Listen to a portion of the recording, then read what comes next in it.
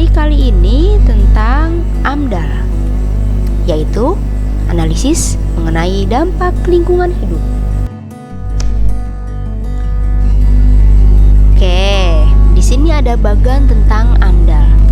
Kenapa sih kok sebelum kita membuat suatu usaha harus memperkirakan tentang dampak lingkungannya? Yang pertama, karena AMDAL ini bisa menjadi penjamin usaha tanpa merusak lingkungan. Dengan cara bagaimana kira-kira? Dengan cara bisa memanfaatkan sumber daya alam. Kemudian AMDAL juga bisa meminimalkan dampak negatif dan juga memaksimalkan dampak positif pada lingkungan yang ada. Lalu di sini ada pengertian AMDAL. Pengertian AMDAL adalah kajian mengenai dampak besar dan penting suatu usaha atau kegiatan yang direncanakan pada lingkungan hidup yang diperlukan bagi proses pengambilan keputusan tentang penyelenggaraan suatu usaha. Lalu di sini ada seputar tentang AMDAL. Yang pertama, kira-kira menurut kalian siapa ya yang bertugas atau siapa ya yang bertanggung jawab atas AMDAL? Yang bertanggung jawab atas AMDAL adalah Bapelda, yaitu Badan Pengendali Dampak Lingkungan Hidup.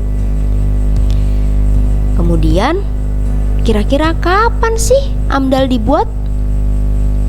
AMDAL ini dibuat pada saat perencanaan suatu proyek yang kira-kira proyek ini akan memberikan pengaruh terhadap lingkungan. Jadi sebelum kalian mau membuat suatu proyek atau membangun suatu usaha atau kegiatan, kalian harus buat dulu AMDAL. Oke, selanjutnya di sini ada kriteria mengenai dampak besar dan penting dari suatu usaha. Kira-kira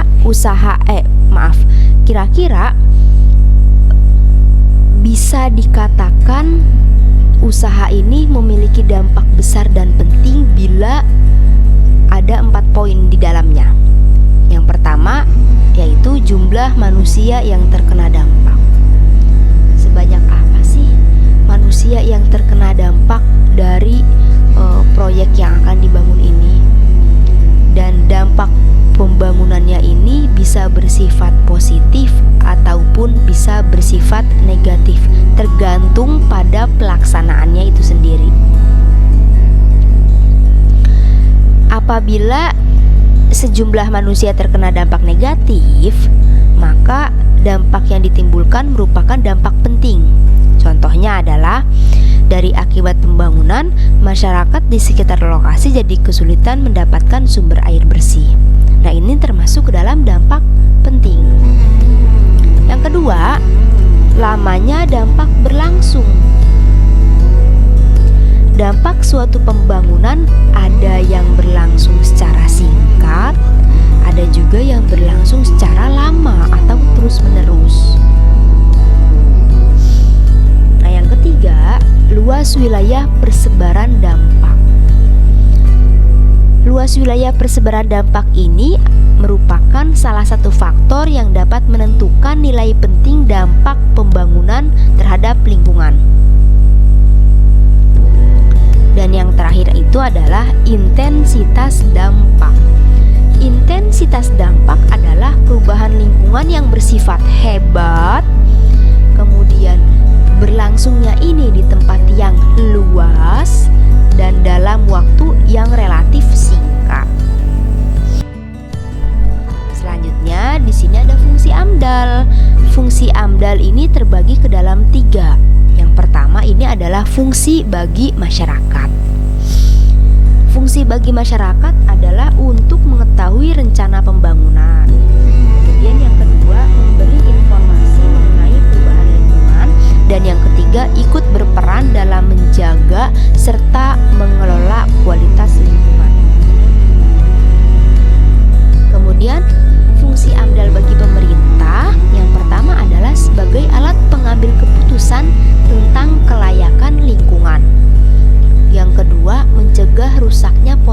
sumber daya alam.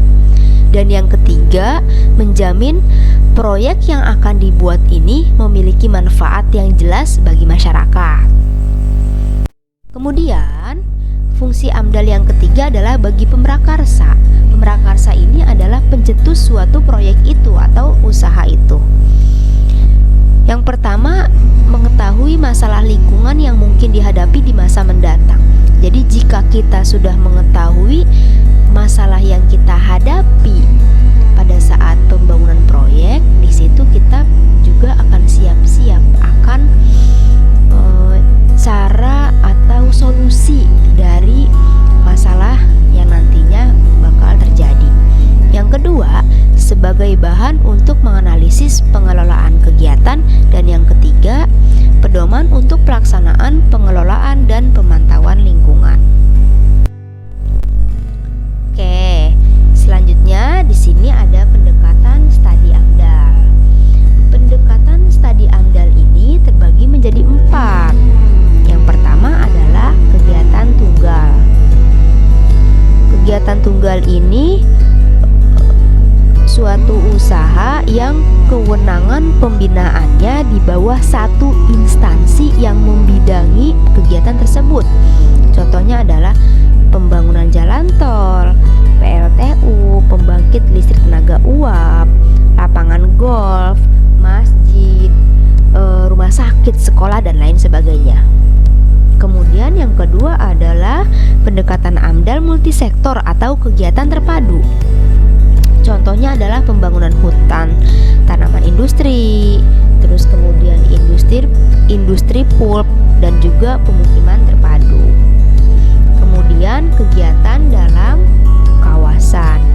Untuk kegiatan dalam kawasan ini biasanya berlokasi di dalam suatu kawasan tertentu. Contohnya adalah pembangunan kawasan industri dan juga pembangunan kawasan pariwisata. Dan yang terakhir adalah pendekatan AMDAL kegiatan regional. Contohnya adalah pengelolaan lahan pantai utara Jawa. Oke, selanjutnya dokumen-dokumen AMDAL. Dokumen AMDAL yang pertama adalah dokumen KA AMDAL. Dokumen KA AMDAL ini adalah dokumen kerangka acuan analisis dampak lingkungan hidup. Untuk dokumen KA AMDAL ini menjabarkan analisis mengenai dampak lingkungan hidup yang sudah disepakati oleh pemrakarsa, kemudian disepakati oleh penyusun AMDAL dan juga komisi penilai. Jadi di KA AMDAL ini hanya menjabarkan, semua dijabarkan tentang dampak yang terjadi pada proyek yang akan dibuat atau dibangun. Kemudian yang kedua adalah dokumen AMDAL, analisis mengenai dampak lingkungan hidup, yaitu memuat telaah secara cermat tentang dampak besar dan penting suatu usaha. Setelah di KA AMDAL dijabarkan, nah di dokumen AMDAL ini mulai mengerucut lagi.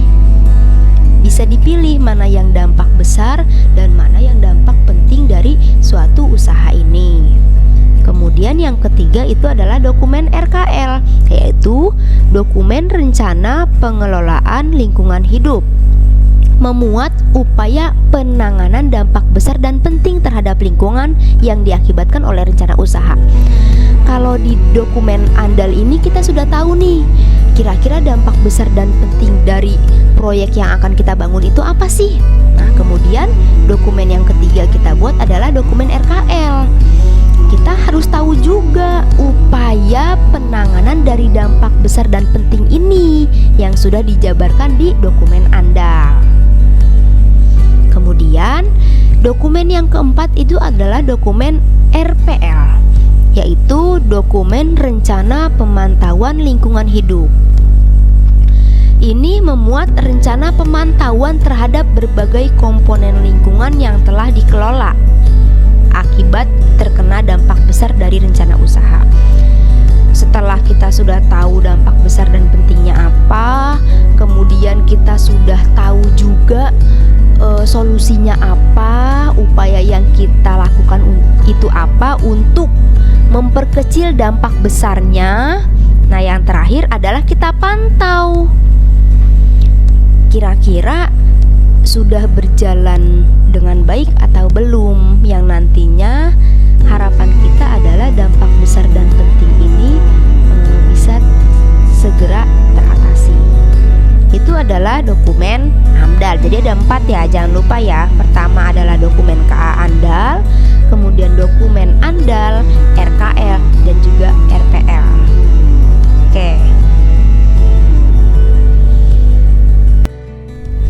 Selanjutnya di sini adalah tahapan-tahapan AMDAL. Tahapan AMDAL yang pertama adalah persiapan. Persiapan ini bertujuan untuk mengefektifkan proses pelaksanaan selanjutnya. Yang kedua adalah pelingkupan. Pelingkupan ini dilakukan untuk mengidentifikasi dampak penting terkait suatu usaha. Yang ketiga ini adalah proses pengumuman dan konsultasi terhadap masyarakat. Biasanya ini dilakukan oleh pemrakarsa.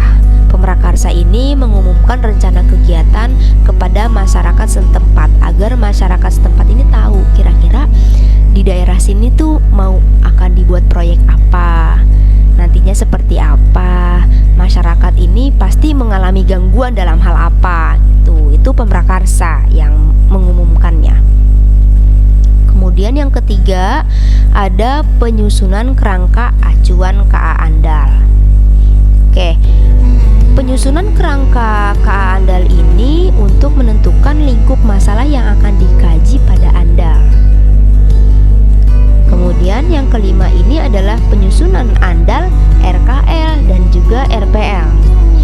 Setelah KA AMDAL disetujui oleh komisi penilai, selanjutnya maka berdasarkan acuan dari KA AMDAL, RKL dan RPL juga akan segera disusun sebagai pedoman untuk pelengkapan dokumen AMDAL sendiri. Yang selanjutnya adalah diskusi dan asistensi. Hasil dari proses diskusi dan asistensi ini antara lain membahas mengenai AMDAL. Nah, yang terakhir ini adalah legalisasi dokumen.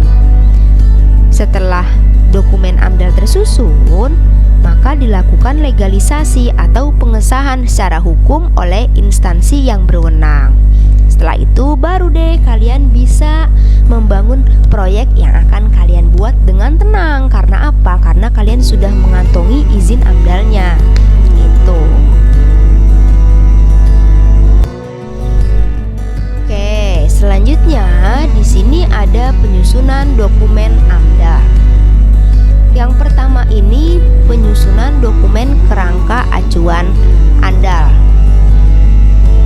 Dokumen AMDAL ini kan terdiri dari 4 ya tadi. Yang pertama adalah dokumen KA AMDAL, yang kedua dokumen AMDAL, yang ketiga RKL dan RPL.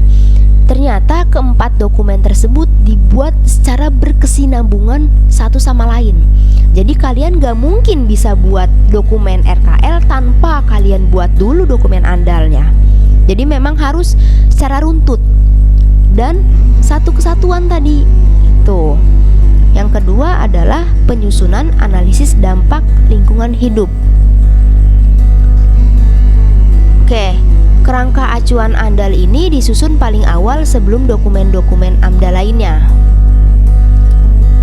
Yang ketiga itu penyusunan RKL.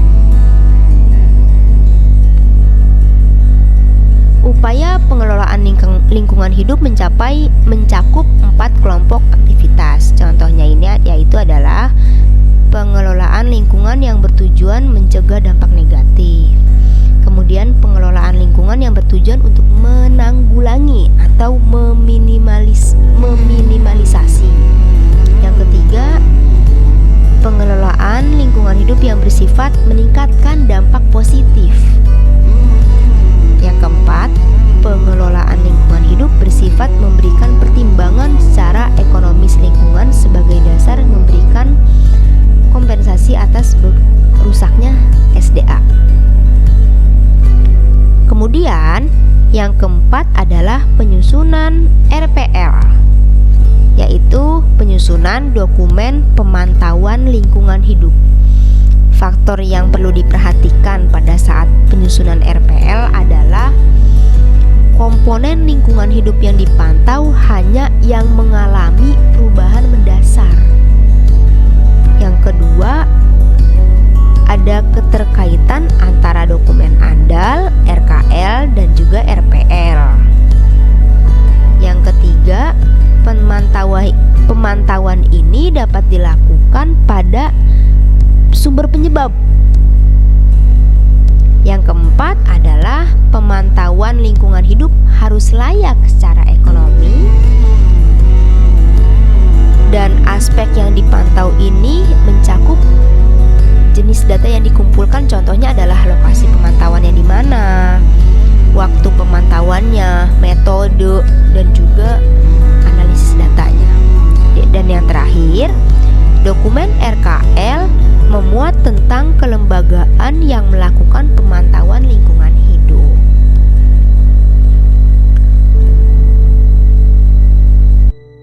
Oke, untuk materi kita kali ini tentang AMDAL cukup sekian. Ibu yakin kalian sudah cukup paham, sudah terbayang ketika nanti kalian jadi seorang pengusaha. Oh, berarti kita harus menganalisis dulu nih dampak dari usaha kita apa terhadap sumber daya alam, seperti itu. Jika ada yang ingin ditanyakan, silahkan kalian ketik di kolom komentar. Jangan lupa terus jaga kesehatan, belajar yang rajin, dan selalu berdoa sama Allah, semoga kita semua selalu dilindungi. Mungkin cukup sekian materi kita kali ini. Kurang lebihnya ibu mohon maaf. Wassalamualaikum warahmatullahi wabarakatuh.